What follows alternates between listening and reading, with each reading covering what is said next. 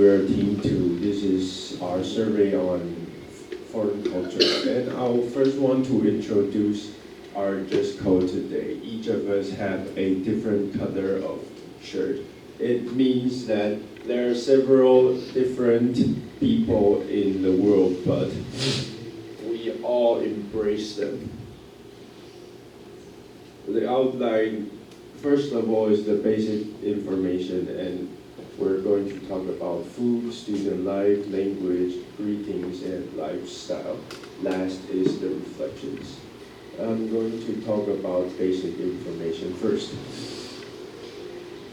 We have interviewed a wide variety of interviewees, most of them from Asia with a percentage of 46, and we have some people from Europe, 1/3, and some from North America and some from South America.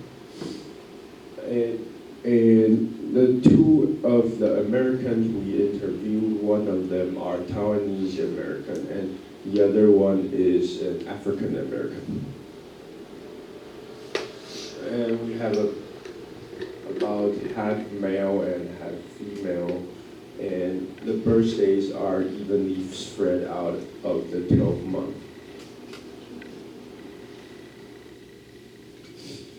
The most interviewees age of us interviewed are 18 to 19, and then 20 to 21, and then 22 to 23. And the least is above 24, which is only 12.5%.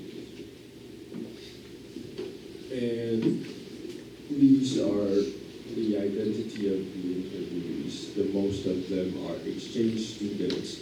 About 20% of them are international students, and about 20% are overseas Chinese. And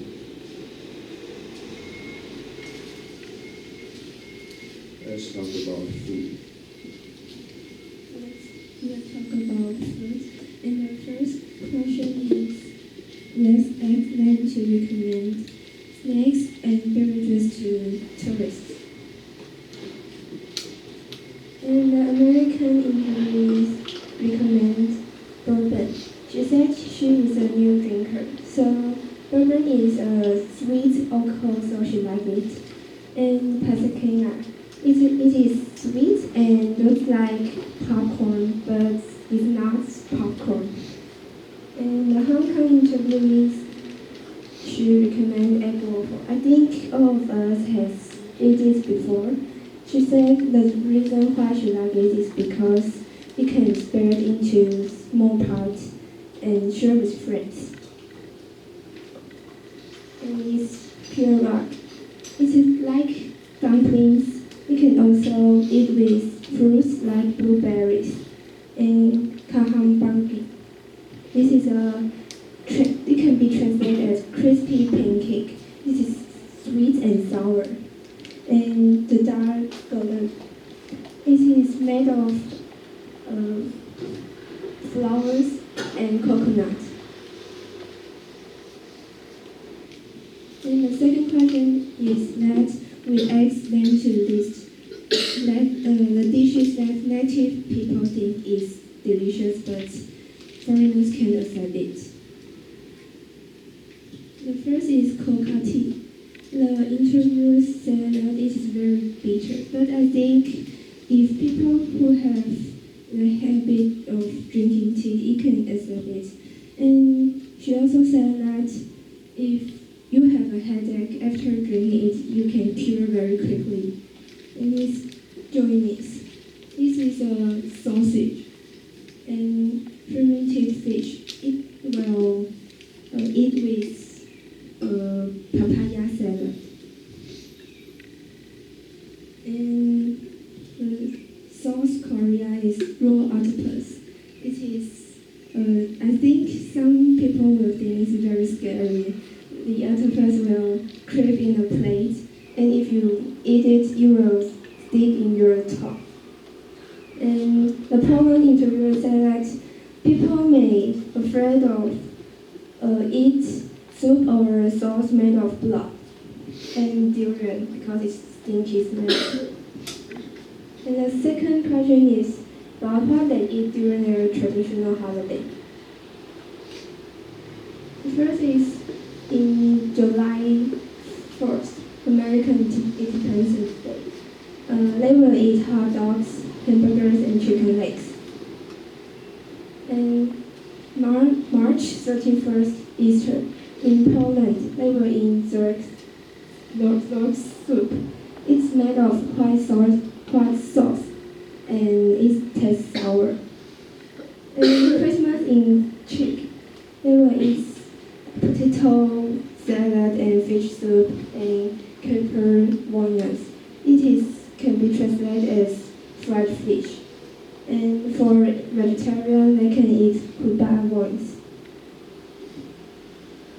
And the last question is, and we ask them to choose which of the Taiwanese food they can't accept it. And among all, pig's blood cake gained the highest votes, and stinky tofu and dark blood also not acceptable for them. And for oyster omelette, two of them think and easy because they don't eat seafood. And above all, there are 3 people can accept all of it.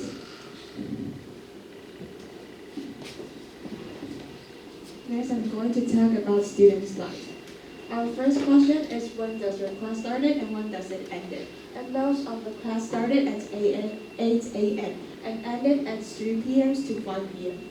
However, there are 2 special cases. As for Korea, if they choose to study or a learning self-study, they need to stay in school till 10 p.m. And as for Indonesia, their private school ended at 12 p.m., but they need to go to craft school that held by their school after that. And our second question is, what do you often do after school? Most of the people will hang out with their friends and join clubs. And one of our interviewees said that she will dance with friends, play piano, and she also creates a youth club. I think she really fulfilled her time after school. And the third question is, are high school students in your country asked to wear uniforms in high school? And in all Asian countries, their students are required to wear uniforms. However, in non-Asian countries, most of them don't have to wear uniforms, but some of the private schools in their country need to wear uniforms. And the fourth question is, why did you choose to study in Taiwan? Do you like it? Most of the people study in Taiwan because of the scholarship, and some of them want to explore the world and live their country. And others are interested in Asian cultures, like the interviewees that creates an Asian pop culture club that I mentioned before. And the fifth question is try to compare the campus life in your country and in Taiwan. Some of their university is located in a modern city, so it is a unique experience for them to study in NCCU with a lot of countryside views.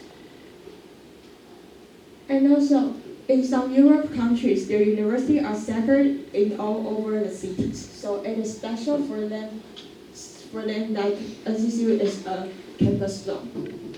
And some of their dorms are also far away from the campus. And also, some of the interviewees think that Taiwanese students are more active in night, and Indonesian students think that Taiwanese students is more studious than their own students. And then we're going to talk about the student's life. So the question is that is English universal in your nation? So basically, we asked about the percentage of English to be used in their countries. And we categorize the interviewees into 2 sections, Asian countries and non-Asian countries. So the first one, we come to Indonesia. And most of the schools in Indonesia, they speak Indonesian, but like some schools, not international schools, like public schools, they also speak English. And the second one comes to Hong Kong, but Hong Kong is not a country, but we still put that like as an area. And because Hong Kong was colonized by the United Kingdom before. Yeah, so like most of the people in Hong Kong, they speak Cantonese. But for like government or agreement or some like official document, they use English as their language. And the third one comes to Thailand. I mean, the first one, second one, and third one also like understandable and like communicable in English in their countries, but Thailand is slightly different. Because in Thailand, if you speak English, it's still understandable, but not that fluent, according to our interviewee. But if you want to speak English, that is still acceptable. And the last one, we come to Taiwan. And the reason why we put Taiwan into here is that like one of our interviewees, she's like half Taiwanese, half American. So we also compare Taiwan to the rest of the Asian countries. And the second session will come to non-Asian countries. The first one is of course America. Like the English is the most universal in America. And the second one will come to Norway. And yeah, the most universal language in Norway is Norwegian, and the second one is English. And one of the reasons for that is that because Norwegian and English are akin, like their grammar, their spelling, and their lexicon are like alike. And the second reason is that Norway, even though like Norway is like not one of the members of European Union, but Norway is also the member of the Schengen Agreement.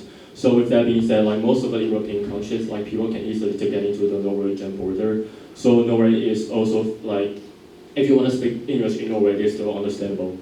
And for the last three, Czech Republic, Poland, and Bolivia, that is according to the answers of our interviewees. Oh yeah, but like, according to our interviewee, if you like most of the youngsters in Poland, they're like good at English and they're like native speaker level. And the second question is that are you comfortable communicating in languages other than your native language of English? And the answer differs from person to person, of course. But like most of international students, excellent students, and like the student here for the Chinese Language Center, I think that Mandarin is hard to learn. But for overseas Chinese, for example, like the people from Indonesia or Thailand, they think that Chinese is not that hard because they need to pass the Chinese proficiency examination before getting to school. And they are also required to take the Chinese general education courses as like local students. But for international students, they need to take IB courses. There's the Chinese courses for international students. So maybe there's a reason why international students and students, they think Mandarin is more harder. Well, overseas Chinese students, they think like Chinese is more understandable.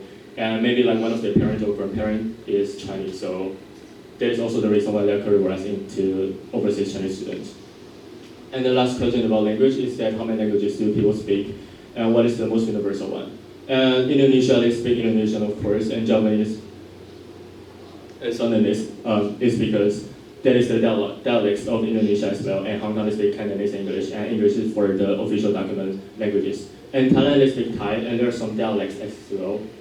America, they speak English, of course, and there are so many people from different countries in America, but like Spanish is the second highest one. Nobody they speak Norwegian and English, and there's a fun fact about Norway that if you speak Swedish in Norway, and it's still understandable because like a Norwegian speak Norwegian to a Swedish, and Swedish speak like that with no Swedish, that is still like the conversation is still like totally communicable and workable because the lexicon and grammar in Norwegian and Swedish are also alike. And Czech Republic speak Czech, and Poland they speak Polish, but young people are also proficient in English as well. Bolivia, Spanish is the most universal one, and the last two are the dialects.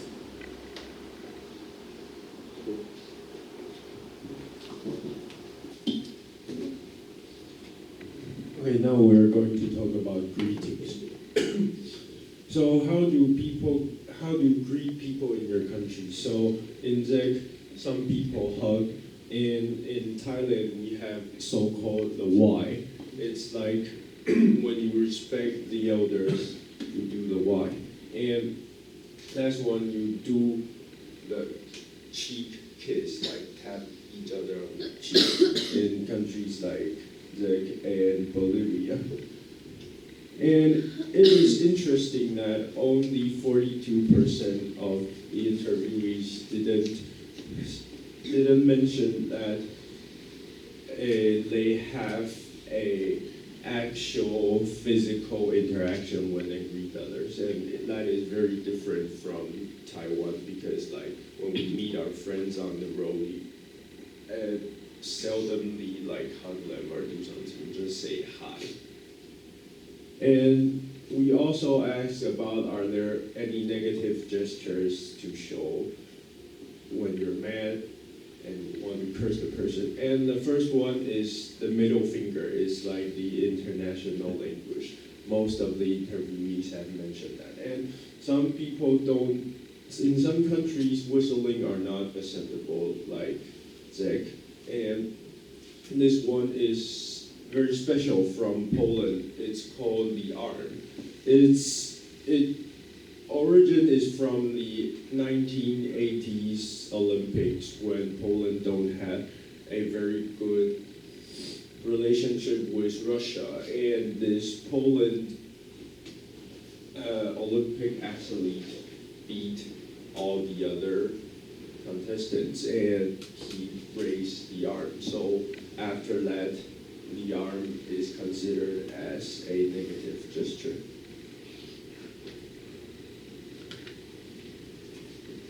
The last part is about their lifestyle.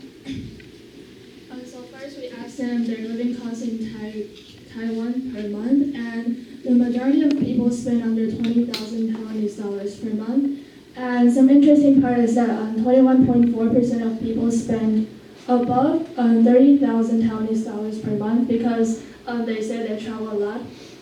And we also asked them to compare the living costs in Taiwan and their countries. And for people who are from Asia, Eastern Europe, or South America, they think the living cost in Taiwan is similar or a bit cheaper than their country. And for people who are from Western and Northern Europe or North America, they think Taiwan is a lot cheaper.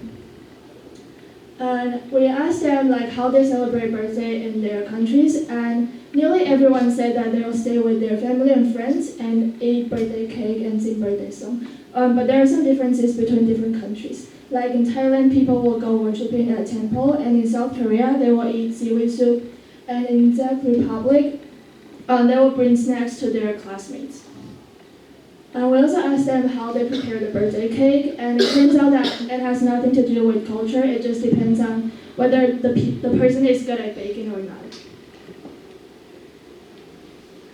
And we also asked, is there any taboo when picking up presents in their country? And in Thailand, it's pretty similar to Taiwan. They cannot pick clock because it represents death. And in South Korea, it's not proper to pick shoes for someone's girlfriend or boyfriend because it has the meaning of breaking up.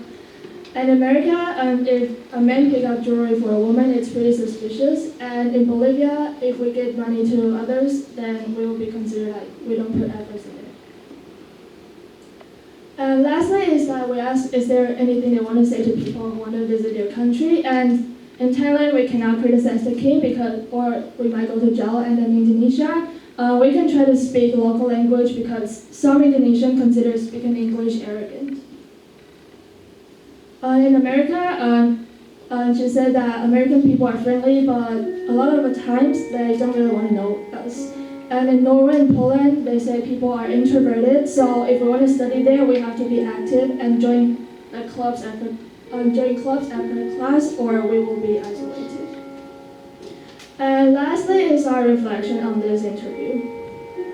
So first, we found out that because half of our interviewees are from Asia, and we found out that cultures in Asia are more similar to Taiwan's culture, and cultures far from Asia are like more different than Taiwan's culture. So there's a geographical relation there's a bond between geographical relation and culture. And lastly, because we asked our interviewees to say something or gave some advice for people who want to visit their country, and Sarah from Hong Kong said that she don't want to give any comments because she just wants us to explore and enjoy the country by ourselves. So what we learned is that we have to always be open-minded about different cultures and never stop exploring the world. And most importantly is that don't let stereotypes trap you. And this is the end of our presentation. Thank you.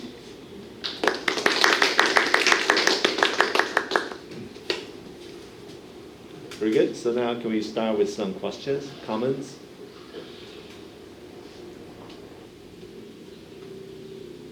Yes, feel free to speak.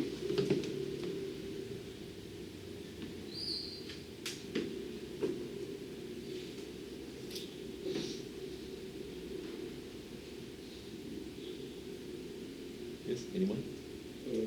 Aaron? May I ask the cost of living, the page of how they spend, and is that people who spend more money monthly come from countries that are relatively richer?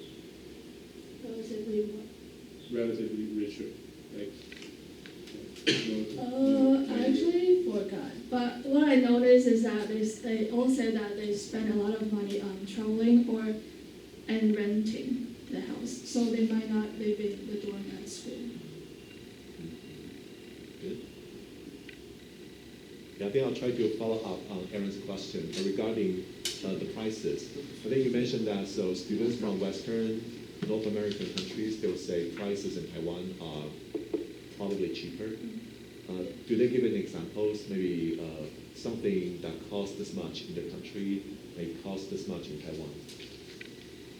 I think mostly eating because if they want to eat at a restaurant, it will be like above 300 or 400 Taiwanese dollars for day. And in Taiwan, it's around 150 to 200. So mostly it's about eating. Good. Did you also mention maybe bus fare or MRT fare? Did they say it's maybe cheaper to go by MRT in Taiwan? I think no one mentioned that part. Good. Some more questions, comments, suggestions? And Yeah. Did you have any interesting experience while looking for the international students? interesting experience.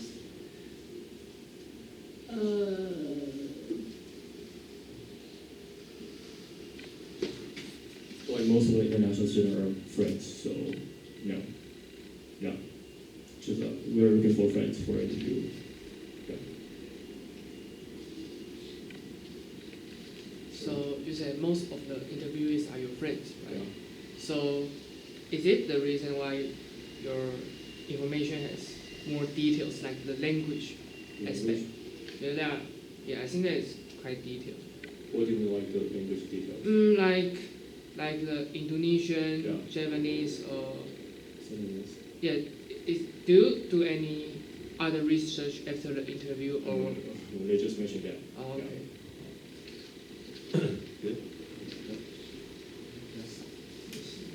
Besides your friends, did you approach any people you did not know before the interview? Yeah, two people, one from Holland and one is also from Norway. Yeah, also at doors because, so basically I look for another peer in our department and he recommended for more international students because we don't have that many interviewees. Yeah. Good. Yeah, I think it's also a clever way to do it. Okay. So more questions, comments, suggestions? Yes. Is there any kind of food you want to try that you mentioned before?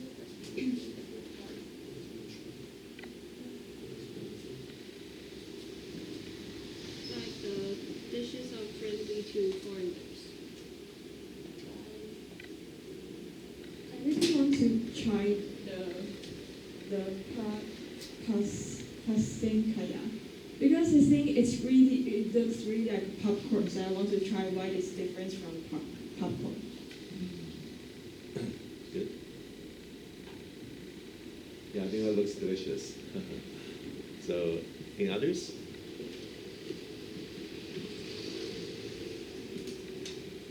I may have just one more question. So I think during your interview, did you notice that if there's any difference in the communication styles between Taiwanese students and non-Taiwanese students? Can you say this one more time? Yeah, I think so. During your interview, did you notice any difference in the communication styles of Taiwanese and non-Taiwanese students? So like most of the international students, they will like give a lot of examples of like celebrities names or a lot of like that. Like for Taiwanese people, we don't like to always give example. For example, like oh this celebrity or this famous person or people whatever they do something like that, and they will like know a lot of celebrities on movies, celebrities on novels like that. Yeah, and they will like give it always like give illustration and like take analogy like that. So like, they tend to give very detailed, very comprehensive responses. As analogy. Good. So any others? Maybe one more question, comment, suggestion?